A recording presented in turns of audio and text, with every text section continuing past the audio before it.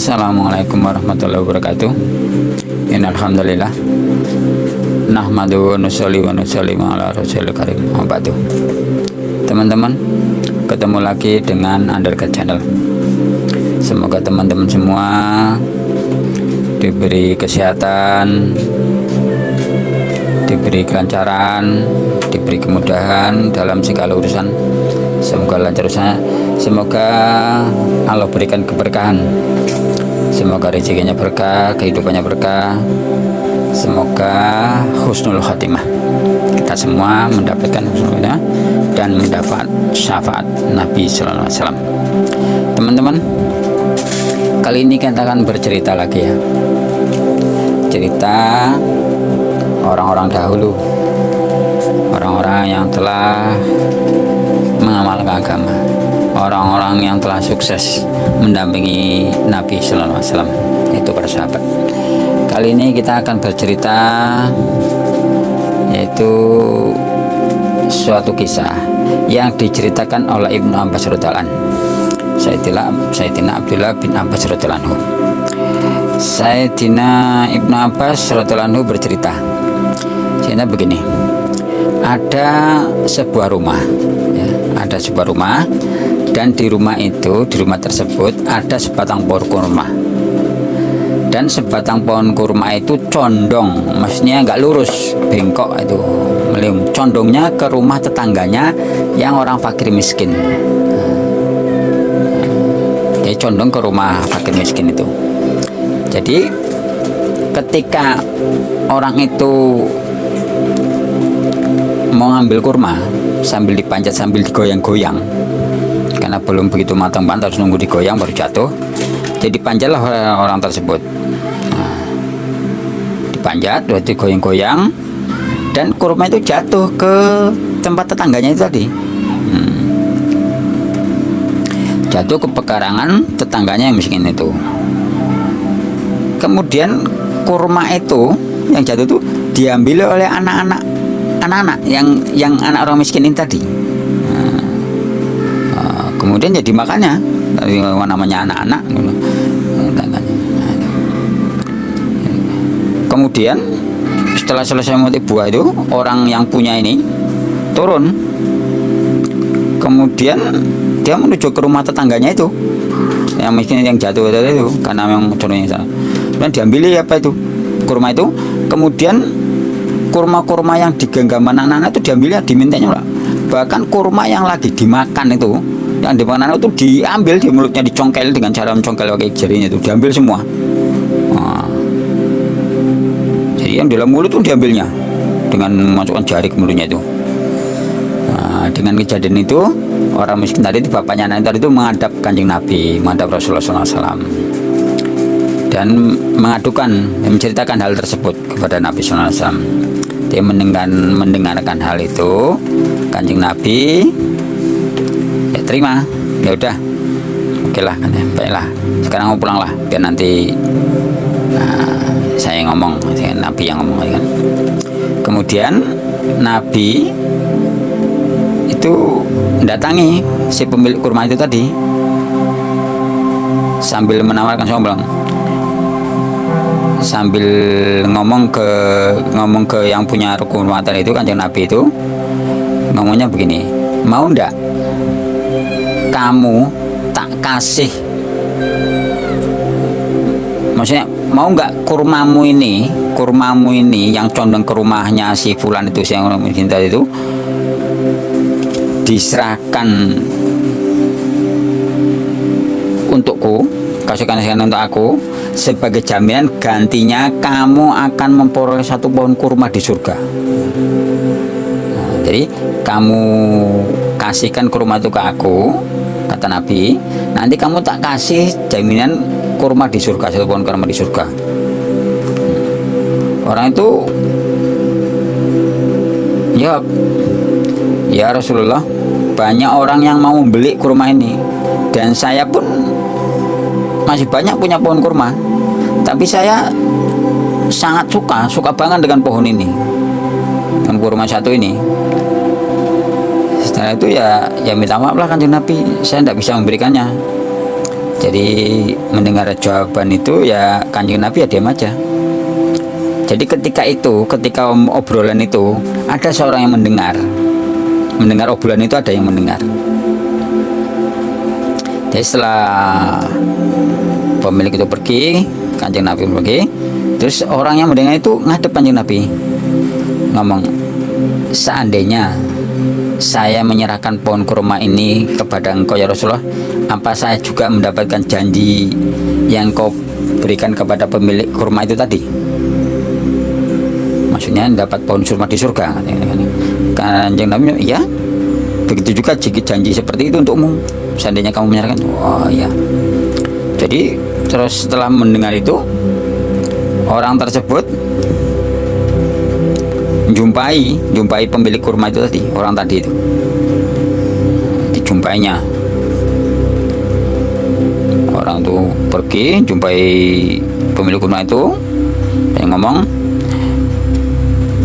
saya punya kebun kurma ya, dan engkau dapat menjual pohon kurma itu berapapun harga yang kau sukai, yang kau ingini, kata dia tadi itu kan kepada si pemilik kurma itu. Lantas siapa ini, pokoknya terserah harga yang kau tentukan untuk dia jawab, Rasulullah saja udah menjanjikan satu pohon kurma di surga, aku nggak ngasih dengan janji yang pohon di surga itu, aku aja nggak ngasih, saya nggak mau menjualnya. Wah, aku seneng banget ini. Tanya lagi, jadi berapa yang kau inginkan, berapa harga satu batang kurma itu?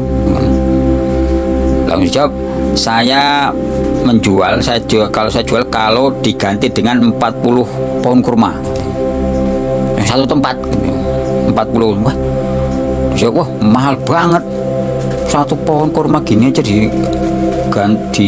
harus diganti tebus dengan 40 kurma.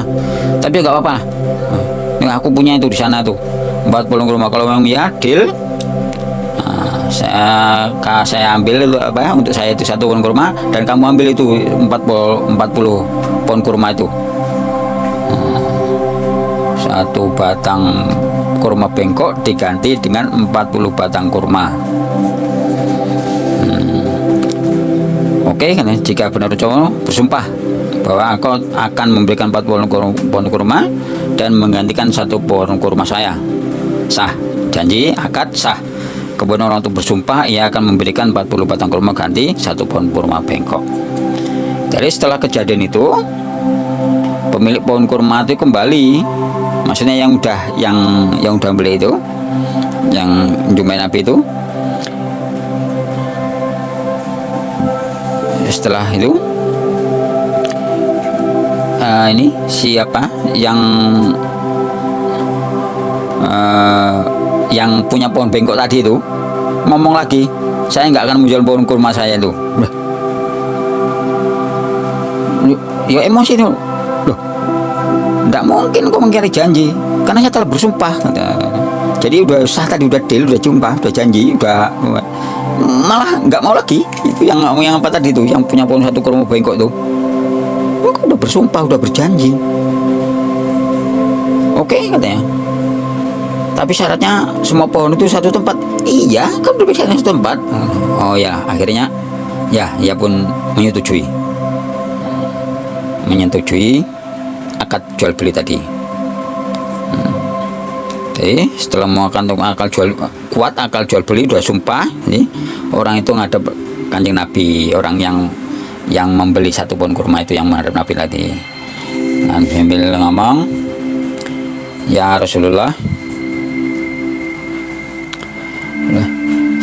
aku itu pohon kurma yang sebatang udah aku beli, sekarang aku serahkan kepada engkau ya Rasulullah. Kemudian diterima oleh Rasulullah. Kemudian Rasulullah pergi ke tempat orang fakir miskin tersebut dan menyerahkan batang pohon kurma itu kepada orang fakir tersebut. Jadi setelah kejadian ini, barulah ini termasuk asbabun nuzulnya turun surat Al-Lail. Jadi teman-teman, begitulah, itulah satu kisah tentang pohon kurma yang bengkok. Demikian ya teman-teman, itulah kisah, salah satu kisah tentang kehidupan orang dahulu. Jadi dari kisah tersebut dapat, ya semoga bermanfaat dan dapat kita ambil pelajaran mungkin dari si peempunnya pohon kurma itu. Hendaknya kita jangan sampai berbuat demikian, sampai kurma yang jatuh di tempat kita kemudian kita ambil, apalagi orang miskin. Yaitu pelajaran buat kita, jangan sampai demikian. Kemudian dari orang yang membeli kurma itu, pohon kurma itu sangat luar biasa, dermawanannya luar biasa. Dia mementingkan perniagaan akhirat yang menguntungkan, yang pasti dan pasti untung. Kalau saya zahir dia rugi kan, dia cuma dapat 1 batang, dia korbankan 40 batang kurma. 1 pohon kurma bengkok, cuma itu yang didapatkan, diganti dengan 40 pohon kurma yang 1 tempat. Nah, ini luar biasa. Itulah pengorbanan orang-orang dahulu, itulah sedekahnya orang dahulu. Jadi dari sini ya kita bisa mengambil iktibar atau pelajaran dari kisah tersebut. Hendaknya kita dermawan, artinya kalau mungkin kan ya sekemampuan kita, belanjakan harta kita di jalan Allah supaya nanti diganti oleh Allah di akhirat nanti. Karena uang kita kalau nggak habis di jalan Allah, ya habis di luar jalan Allah, pasti habis. Nggak mungkin uang kita terus. Waktu kita juga, kalau kita gunakan waktu kita di jalan Allah, kalau enggak ya kita habis juga waktu kita di luar jalan Allah. Enggak, yang enggak realnya, maksudnya enggak jalannya agama. Sama saja, waktu kita habis di jalan agama atau enggak, itu sama-sama habis juga. Umur kita juga demikian. Kalau enggak umur kita habis di jalan Allah, ya akan habis juga di luar jalan Allah. Maka kalau kita milih untung-untung, ya tentu kita lebih baik kita gunakan waktu kita, umur kita, harta kita untuk di jalan Allah. Bagaimana kita menjadi lebih baik, mengabdi kepada Allah, mendekatkan diri kepada Allah di jalan Allah, dengan jalani perintahnya, sholat 5 waktu, kewajiban ini di jalan Allah. Ada kelebihan rezeki kita sedekahkan, kita infakkan. Nah, ini yang terbaik. Nah, dan jangan membanding-bandingkan kita dengan yang lain. Ya sudah, alami saja, ikuti saja. Ya demikian ya teman-teman. Semoga satu kisah ini bermanfaat, bisa kita ambil pelajaran, bisa kita ambil iktibar untuk kehidupan kita ke depannya. Demikian ya. Subhanallah wa bihamdihi, subhanallah wa bihamdika, asyhadu an la ilaha illa anta, astaghfiruka wa atubu ilaik. Assalamualaikum warahmatullahi wabarakatuh.